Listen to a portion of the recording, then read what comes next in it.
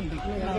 ఏం చెప్పను, మాగంటి గోపీనాథ్ చనిపోయే వరకు మాగంటి గోపీనాథ్ అంటే అందరికీ రెస్పెక్ట్. ఆయన అట్టాగే బతికాడు. మేము ఎప్పుడు బయటకు రాలేదు. నేను ఎడ్యుకేటెడ్, మంచి చెడు అన్ని, నేను ఎప్పుడు బయటకు రాలేదు. అతను చచ్చిపోవటం కాదు, సావే ఒక మిస్టరీ చేశారు. ఏం జరిగింది చెప్పండి. ఇది అంతా మరి కేటీఆర్ గారి వల్లే జరిగిందని నేను జవాబు ఆయనే చెప్పాలి నాకు.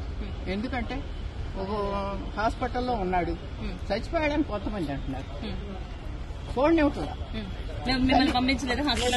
పంపించలేదు. స్టాండర్డ్ గా ఆ తల్లి అన్న వదిన రాకూడదు లోపలికి, ఎక్కడికి రాకూడదు, ఐయూసీ ప్రెమిసెస్ రాకూడదు. వస్తే ఏమవుద్ది తల్లి వస్తే తర్వాత అక్కడ ఉన్న వాళ్ళకి కూడా ఏమి ట్రీట్మెంట్ జరుగుతుందో వాళ్ళకి చెప్పొద్దు. అసలు జబ్బు చేసిందే నాకు తెలియకుండా హాస్పిటల్కి తీసుకెళ్ళిందే నాకు తెలియదు.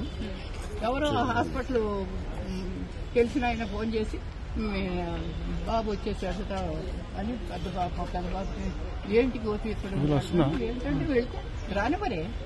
అలాగే ఇప్పుడు కూడా వాళ్ళ కొడుకుని కానీ మీరు ఎందుకు చనిపోయినప్పుడు ఎందుకు రాలేదని చెప్పి అయితే అడుగుతున్నారు. భార్య ఎందుకు రాలేదు, కొడుకు ఎందుకు రాలేదు, గోపీనాథ్ గారు చనిపోయినప్పుడు ఏ కారణం చేత వాళ్ళు రాలేదు. వాళ్ళు ఏ కారణం చేత రాలేదు మరి ఊర్లో ఉన్నదాన్ని అన్నీ అంటే ఇప్పుడు వాళ్ళ అబ్బాయి చెప్తున్నాడు బెదిరించారు మమ్మల్ని, వాళ్ళ అబ్బాయి అంటున్నారండి బెదిరించారు మమ్మల్ని, ఆ బెదిరింపుల వల్ల నేను రాలేదు, నేను యుఎస్ లో ఉన్నాను అంటున్నారు. కావచ్చు, అబ్బాయి యుఎస్ లోనే ఉన్నాడు కావచ్చు.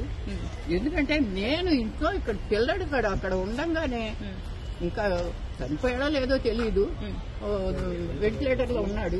ఒక్కసారి చూస్తానంటేనే నన్ను కన్న తల్లిని, ఆడికి 63 ఏళ్లు, నాకు 92 ఏళ్లు.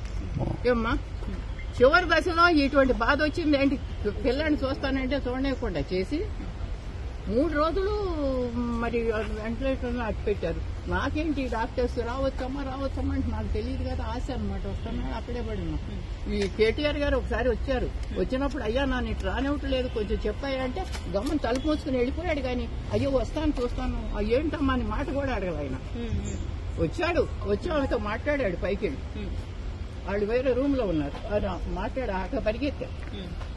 ఏంటంటే లిఫ్ట్ లో కేటీఆర్ ఉన్నారు, నేను కూడా ఆ లిఫ్ట్ లో ఉంటాను. అయ్యో ఏం చెప్తాను కొంచెం చూడండి ఇస్తాడేమోనని ఆశమ్మ ఏం చేయక అన్న తగ్గింది